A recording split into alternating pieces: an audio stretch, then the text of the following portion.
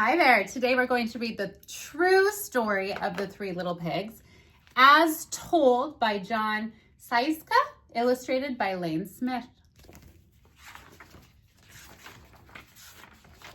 Everybody knows the story of the Three Little Pigs, or at least they think they do. But I'll let you in on a little secret. Nobody knows the real story because nobody has ever heard it. Nobody has heard my side of the story. I'm the wolf. Alexander T. Wolf. You can call me Al. I don't know how this whole big bad wolf thing got started, but it's all wrong. Maybe it's because of our diet. Hey, it's not my fault that wolves eat cute whole little animals like bunnies and sheep and pigs. That's just the way we are. If cheeseburgers were cute, folks would probably think you were big and bad too. But like I was saying, the whole big bad wolf thing is all wrong. The real story is about a sneeze and a cup of sugar.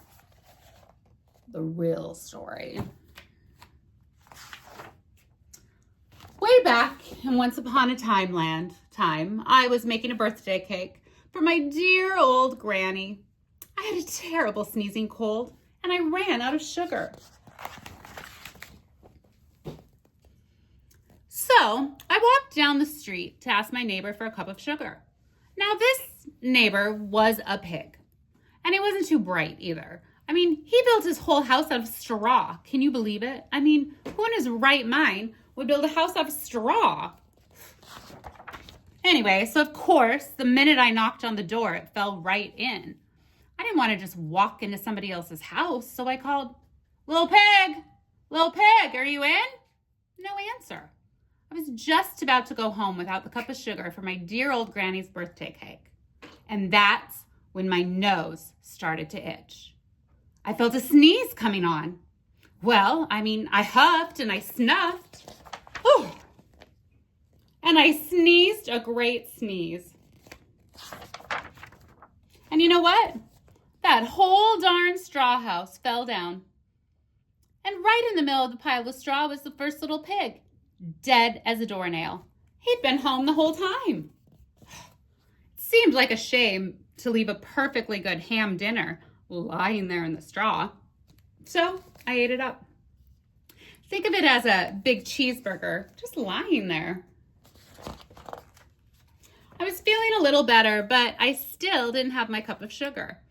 So I went to the next neighbor's house. This neighbor was the first little pig's brother. He was a little smarter, but not much. He had built his house out of sticks. I rang the bell on the stick house.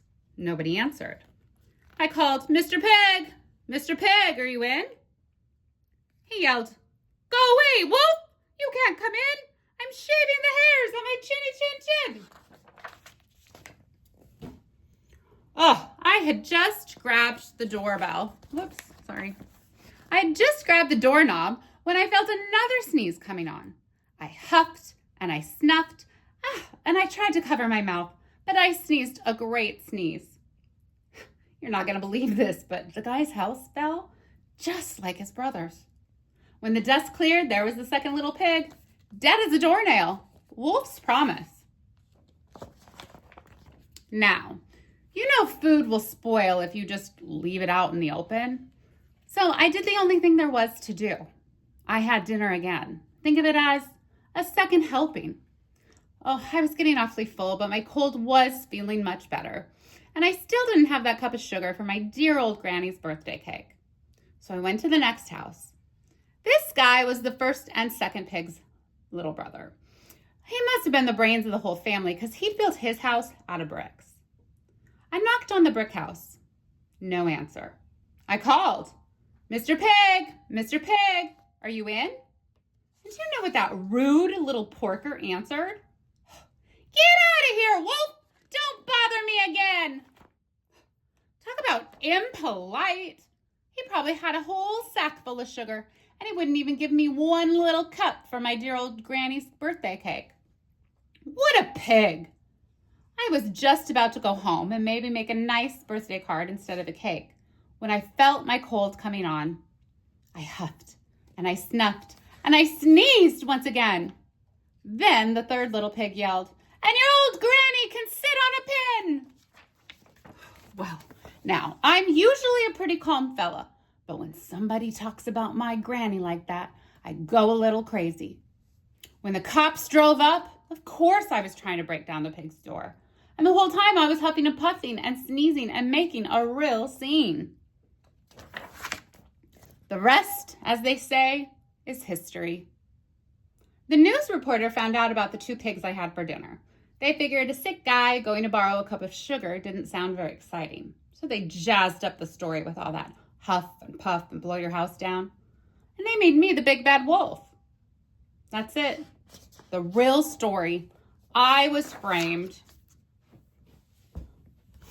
But hey, maybe you could just loan me a cup of sugar? And that's the end today here on Books with Budowitz.